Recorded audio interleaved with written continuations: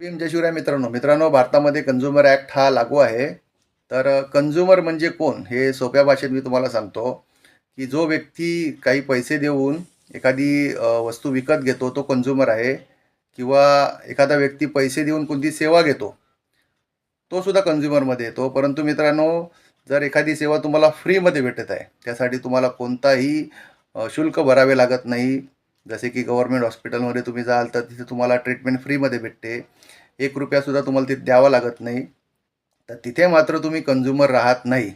आणि जर तिथे तुम्हाला अनअप्रोप्रिएट किंवा चुकीची जर ट्रीटमेंट मिळाली, तर त्याच्या विरोधात मात्र तुम्ही कंझ्युमर कोर्टामध्ये जाऊ शकत नाही किंवा कंझ्युमर ॲक्टनुसार त्यांच्यावर कारवाई करता येत नाही. कारण तिथे तुम्ही कंझ्युमर नाही आहेत, तुम्ही पैसेच भरले नाहीत.